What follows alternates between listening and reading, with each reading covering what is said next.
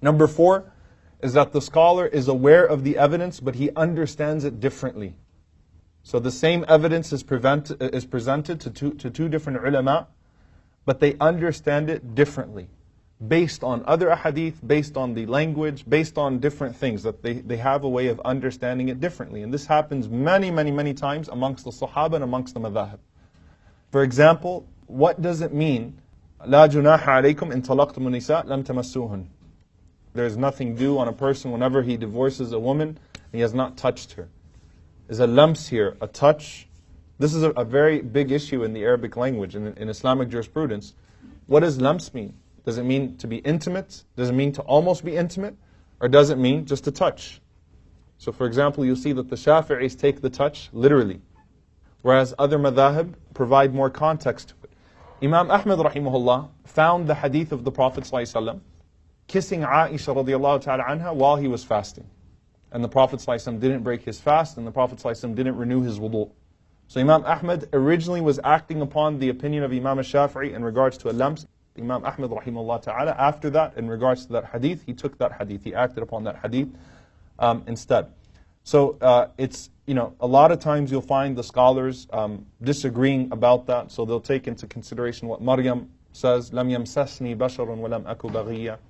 I've never been touched by a man. What did Maryam alayhi salam mean when she said, I've never been touched by a man?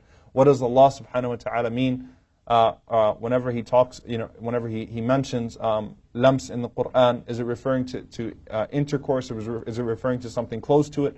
Or is it referring to a literal touch? Also, the very famous incident that took place in the companions of the Prophet ﷺ, when the Prophet ﷺ said, no one of you should pray Asr until he reaches Banu Qurayza.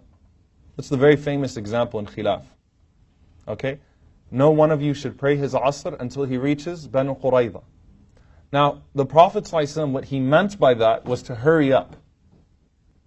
Hurry up. Don't stop and pray Asr now.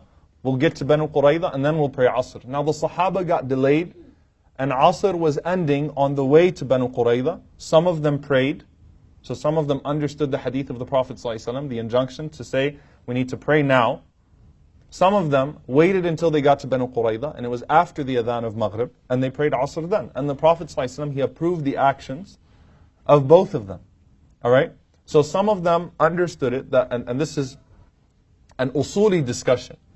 Alright?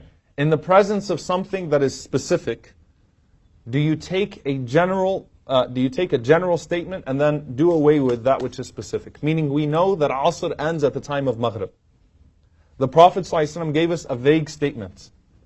Will we use the vague statement to do away with what we already know specifically to be true?